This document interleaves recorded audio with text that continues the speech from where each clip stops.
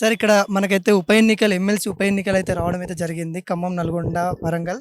ఇక్కడ ప్రధానంగా చూస్తే అశోక్ సార్, తిరుమల మల్లన్న, బక్కజేర్సన్ సార్, రాకేష్ రెడ్డి అయితే ప్రధానంగా పోటీలో ఉన్నట్టు తెలుస్తా ఉంది. ఎవరేస్తే బాగుంటుంది? మీ ఓటు ఎటేస్తారు? సో ఇది మనకి గ్రాడ్యుయేట్స్ సంబంధించినటువంటి ఎన్నికలు. కాబట్టి ఇక పట్టభద్రుల యొక్క సమస్యలు ఎందుకోసం అంటే తెలంగాణ రాష్ట్రంలో నిరుద్యోగ సమస్య గత 10 సంవత్సరాలు మరింతగా పెరిగింది. నీళ్లు, నియామకాలు, నిధులు అన్నటువంటి విషయం ఏదైతే ఉందో సో నియామకాలు అయితే జీరో చూపించారు. ఈ 10 సంవత్సరాలు ఒక జనరేషన్కే ఇబ్బంది అవుతున్న సందర్భం ఉంది. ఎందుకోసం అంటే 10 సంవత్సరాల కాలం తెలంగాణ ఉద్యమం ఒక 10 సంవత్సరాలు, ఇది ఒక 10 సంవత్సరాలు, అంటే 20 సంవత్సరాల నుండి కూడా ఉద్యమంలో ఉండి 40 ఇయర్స్ వరకు వచ్చారు. వీళ్ళందరూ కూడా ఇప్పుడు నిరుద్యోగులుగా ఉన్నారు. సో మరి నిరుద్యోగుల సంబంధించినటువంటి ప్రధానమైన ఎజెండాతో వస్తున్నటువంటి మన పాలకూరు అశోక్ సార్కి మద్దతు ఇవ్వాల్సిన అవసరం మనకు ఉంటుంది.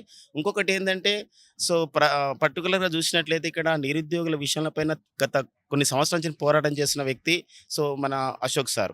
అంటే ఇక్కడ బోధనతో పాటుగా అంటే బోధించు, తర్వాత పోరాడు, సాధించు ఈ నినాదాల ద్వారా వచ్చినటువంటి వారు మన అశోక్ సార్. కాబట్టి అశోక్ సార్కి మద్దతు ఇవ్వడం ద్వారా సో ఖచ్చితంగా నిరుద్యోగ సమాజానికి, ఉద్యోగ సమాజానికి బెనిఫిట్ అవుతుంది.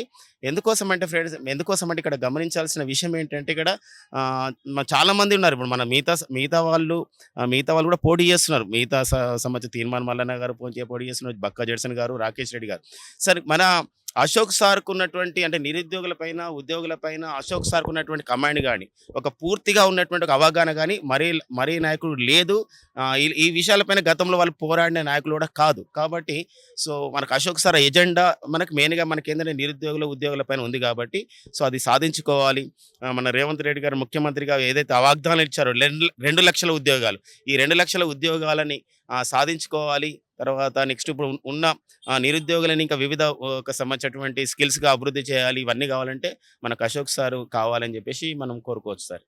ఇప్పుడు చూసుకున్నట్లయితే తీర్మార్ మల్లన్న తన ఆస్తి మొత్తం గవర్నమెంట్కి రాసి ఇచ్చి మరి నేను ప్రశ్నించే గొంతుగా వస్తూ ఉన్నాను, ఈరోజు నా ఆస్తి జీరో అని చూపిస్తూ ఉన్నారు. ఇవన్నీ ఎలా చూడొచ్చు? అసలు రాజకీయ పరమైన ఎలక్షన్స్ అయితే కావు ఇవన్నీ. మరి ఇవి రాజకీయం చేస్తున్నాను అనుకోవచ్చా? ఎలా చేస్తున్నాను అనుకో? ఇది రాజకీయాలు రియల్ చెప్పాలంటే సార్ మీరు ఒక మంచి ప్రశ్న. ఎందుకోసం అంటే ఇది రాజకీయాలకు సంబంధించిన ఎన్నికలు కావు సార్ ఇవి. ఎందుకోసం రాజకీయం చేయడానికి ఇది శాసనసభ ఎన్నికలు కాదు, ఇది శాసన మండలి. శాసన మండలిలో ఉండాల్సింది ఎవరంటే సో మేధావులు, విజ్ఞానవంతులు, సమాజం పైన పూర్తిగా అవగాహన ఉన్న వాళ్ళు. సో అలాంటి వాళ్ళకే ఇందులో తావుందని చెప్పవచ్చు. కాబట్టి మనము అది రాజకీయ ఎన్నికలు కావు, పట్టభద్రుల ఎన్నికలు. పట్టభద్రుల పైన పూర్తిగా అవగాహన ఉన్న వ్యక్తి, ఒక ఉద్యోగులు, నిరుద్యోగుల పైన పూర్తిగా అవగాహన ఉన్న వ్యక్తులు మాత్రమే ఇందులో పోటీ చేయాలి. సో రాజకీయంగా మాత్రం చేయడానికి వీల్లేదని నా యొక్క భావన సార్. ఆస్తి గవర్నమెంట్కి ఇవ్వడానికి మనం చెప్పలేము కదా సార్. అది ఎందుకోసం అంటే తనకున్న ఆస్తులు ఏంటి అవన్నీ ప్రకటించాల్సిన అవసరం ఉంటుంది. సో అవన్నీ మనం చూడలేం కదా సార్. అవి ఎంతవరకు పార్టీలు బలపరిచిన క్యాండిడేట్లు ఉన్నారు, ఇప్పుడు స్వతంత్రంగా పోటీ చేస్తున్న అశోక్ సార్ ఉన్నారు. పార్టీలు బలపరిచిన వాళ్ళం కాదని స్వతంత్రంగా వచ్చి అశోక్ సార్కి ఎందుకు ఓటేయాలి? ఎందుకు ఓటేయాలంటే పోరాటమే సార్. ఇక్కడ మెయిన్గా పోరాట ఎజెండా. ఎందుకోసం అంటే నిరుద్యోగుల తరపున ఎవరు మాట్లాడలేని సమయంలో అధికార పక్షం కానీ, ప్రతిపక్షం కానీ, ఈవెన్ అధికార పక్షం ఉన్న వాళ్ళు కానీ గత 10 సంవత్సరాల్లో 15 అధికార పక్షం ఉన్న వాళ్ళు కూడా నిరుద్యోగుల పైన మాట్లాడలేదు. కాబట్టి సో మరి ప్రతిపక్షంలో వాళ్ళు మాట్లాడాలి. కాబట్టి ఒక ఎజెండా అంటే ఏదైనా ఒక జియో 46 సమస్య వచ్చింది, లేకపోతే టెట్ సమస్య వచ్చింది, గురుకుల సమస్య వచ్చింది, ఏ సమస్య వచ్చినా కూడా ఫస్ట్ ఆ విధంగా అశోక్ సార్ తలుపు దగ్గరికి వచ్చి అడగడం జరిగింది. 24 గంటలు కూడా నిరుద్యోగులకు అందుబాటులో ఉన్న వ్యక్తి ఒక అశోక్ సార్. మొన్న నిరాదీక్ష చేయడం ద్వారా, ఒక నిరాదీక్ష ఒక 5 డేస్ చేయడం ద్వారా టెట్ ఎగ్జామ్ పడింది అండ్ టీచర్ పోస్టులు పెరిగాయి. గురుకులంలో సంబంధించినటువంటి మిగిలిన పోస్టులు కూడా భర్తీ చేస్తాం ఎన్నికల తర్వాత ఒక స్పష్టమైన ప్రకటన వచ్చింది ప్రభుత్వం నుండి. అంటే అందులో అశోక్ సార్ యొక్క పోరాటం, నిరుద్యోగ యొక్క పోరాటం అనేది చూడొచ్చు. ఆ కోణంలో ఖచ్చితంగా మనం అశోక్ సార్కు మద్దతు ఇవ్వాల్సిన అవసరం ఉంది, ఒక స్వతంత్ర అభ్యర్థి అయినప్పుడు కూడా. అలా చెప్పండి అన్న, ఎలా ఉండబోతుంది ఇప్పుడు వరంగల్, ఖమ్మం, నల్గొండ పట్టభద్రులు ఎవరు వస్తారు అనుకుంటారు? సో డెఫినెట్గా మనం అశోక్ సార్కే ఛాన్స్ ఉంది. ఎందుకంటే ఈ ఎన్నికలు అనేవే విద్యార్థులకు సంబంధించిన సమస్యలు, నిరుద్యోగులకు సంబంధించినటువంటి సమస్యలు. సో ప్రభుత్వం నిరుద్యోగులు అదేవిధంగా సో ఉద్యోగుల యొక్క సమస్యలని ఏ విధంగా అయితే తక్కువ అంచనా వేస్తుందో సో దీనికి వ్యతిరేకంగా అనేకమైనటువంటి ఉద్యమాలు చేసి ఎంతోమందికి ఈరోజు న్యాయం చేసినటువంటి వ్యక్తి, అనేక ఉద్యమాలు చేయడానికి ముందుకు వెళ్తున్నటువంటి వ్యక్తి మన అశోక్ సార్. సో ఇప్పుడు అశోక్ సార్కి గ్రౌండ్ లెవెల్లో ఉండేటువంటి సమస్యలన్నీ తెలుసు. ఎవరైతే ఒక వ్యక్తి యొక్క సమస్య గురించి క్షుణ్ణమైన అవగాహన ఉందో వాళ్ళు మాత్రమే పోరాడడానికి సిద్ధంగా ఉంటారు, పోరాటం చేయడానికి అనువుగా ఉంటారు. సో అలాంటి వ్యక్తిని మనం ఈరోజు చట్టసభల్లోకి పంపిస్తే మన గొంతుకై నిరంతరం ప్రభుత్వాన్ని ప్రశ్నించేటువంటి అవకాశం ఉంటుంది. సో ప్రభుత్వాన్ని ఏ రోజుకు ఆ రోజు మా సమస్యలపైన కొట్లాడడానికి అవకాశం ఉంటుంది. కాబట్టి ఖచ్చితంగా ఈరోజు ఉన్నటువంటి సో నిరుద్యోగులు కావచ్చు, ఎమ్మెల్సీ ఎలక్షన్స్లో పార్టిసిపేట్ చేసే వాళ్ళందరూ కూడా అశోక్ సార్ని భారీ మెజారిటీతో గెలిపించాలని మనం ఆశిస్తున్నాం. చూస్తే ఇప్పుడు పార్టీలు అయితే బలపరిచిన క్యాండిడేట్లు కూడా చాలా మంది ఉన్నారు. ఇప్పుడు వాళ్ళని కాదని అశోక్ సార్కి ఎందుకు ఓటేయాలి? ఇంకోటి ఏంటంటే అశోక్ సార్ కూడా నిరుద్యోగ ఏదైతే ఉందో దాన్ని పట్టుకొని రాజకీయం చేస్తున్నారు అని అంటున్నారు. అది ఎంతవరకు నిజం? సార్, ఇప్పుడు అశోక్ సార్ అనేటువంటి వ్యక్తి కేవలం ఎలక్షన్ల కోసమే పోరాటం చేసినటువంటి వ్యక్తి కాదు. గత 5-6 సంవత్సరాల నుంచి గత ప్రభుత్వంలో కానీ ప్రస్తుత ప్రభుత్వంలో కానీ అనేకమైనటువంటి సమస్యల మీద పోరాటం చేశారు. ఒకవేళ ఇప్పుడే కొత్తగా ఇన్స్టిట్యూట్ పెట్టి లేదా విద్యార్థుల కోసం ఫైట్ చేసి నోటిఫికేషన్ రాగానే పోరాటం చేసి ఉంటే మనం నిజంగా దీనికోసం అనుకోవచ్చు.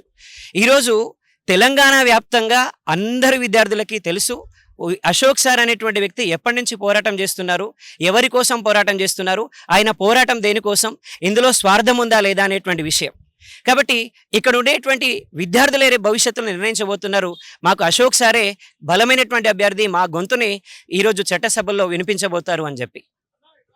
ఇప్పుడు చూస్తే ఇక్కడ ఇయ్యాల కూడా నల్గొండలో చాలా మంది అయితే వస్తూ ఉన్నారు. ఇంత అభిమానంతో వస్తున్నారా లేకుంటే ఎలా వస్తున్నారా అని చెప్పొచ్చు? ఖచ్చితంగా అభిమానంతో వస్తున్నారు. ఎందుకంటే ఇక్కడ అశోక్ సార్ అనేటువంటి వ్యక్తి ఆర్థికంగా బలంగా ఉన్నటువంటి వ్యక్తి అయితే కాదు. At the same time so Ashok సార్కి బ్యాక్గ్రౌండ్లో ఆస్తులు కూడా లేవు, రాజకీయ నేపథ్యం కూడా లేదు. సో డెఫినెట్గా ఇక్కడ వచ్చేటువంటి ప్రతి విద్యార్థి అనేకమైనటువంటి ప్రాంతాల నుంచి కేవలం వాళ్ళ ఖర్చులు పెట్టుకొని సో ఇక్కడ కేవలం అశోక్ సార్ని బలపరచాలి అనేటువంటి ఆలోచనతోటి ఉద్దేశంతో మాత్రమే వస్తున్నారు తప్ప దీని వెనుక ఏ విధమైనటువంటి ఆర్థిక నేపథ్యము లేదు. అశోక్ సార్ గురించి చెప్పాలంటే మీరు ఏం చెప్తారు? అసలు అశోక్ సార్ ఈ నేపథ్యం ఏదైతే ఉందో తను ఇన్స్టిట్యూట్ పెట్టి ఒక జర్నలిస్ట్గా స్టార్టింగ్ నుండి ఇప్పటి వరకు తన లైఫ్ గురించి ఏం చెప్తారు మీరు? సో జర్నలిస్ట్గా ఉన్నప్పుడు అనేకమైనటువంటి డిపార్ట్మెంట్లలో ఉన్నటువంటి సమస్యల్ని అధ్యయనం చేశారు ఆయన.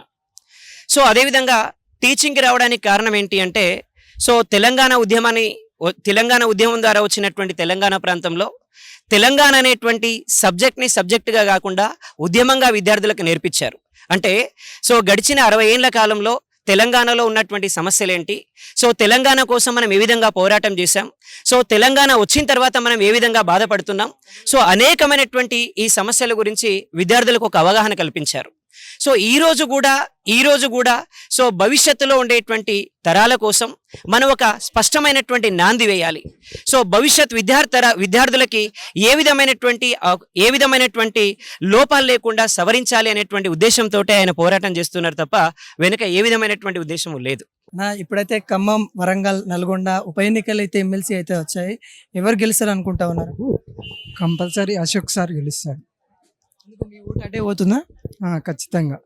అంత బలంగా చెప్పడానికి కారణాలు? నిరుద్యోగులందరికీ సపోర్ట్గా ఉండి ఫస్ట్ నుంచి సారు నిరుద్యోగులందరికీ తరపున కొట్లాడే వ్యక్తి సార్ ఒక్కరే ఉన్నారు. రాజకీయ పార్టీలకు సంబంధం లేకుండా నిరుద్యోగుల తరపున ప్లస్ ఉద్యోగుల తరపున కూడా కొట్లాడుతుండు. అందుకనే సార్ ఖచ్చితంగా గెలుస్తాడని చెప్తున్నాను. అంటే ఆయన ఫస్ట్ నుంచి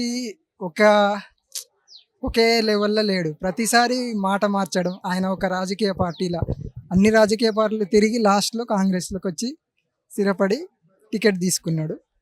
అంటే రాజకీయ పార్టీ వ్యక్తి నిరుద్యోగులకు సపోర్ట్ చేస్తాడనేది ఖచ్చితంగా లేదు. ఎందుకంటే గత రాజకీయ నాయకులు ఎవ్వరు కూడా ఇచ్చిన హామీలు అమలు చేయలేదు. ఎవ్వరు రాజకీయ నాయకులు అనేటోళ్ళు ఫస్ట్ చెప్పడమే తప్పితే తర్వాత ఎలక్షన్లు అయిపోగానే కథం.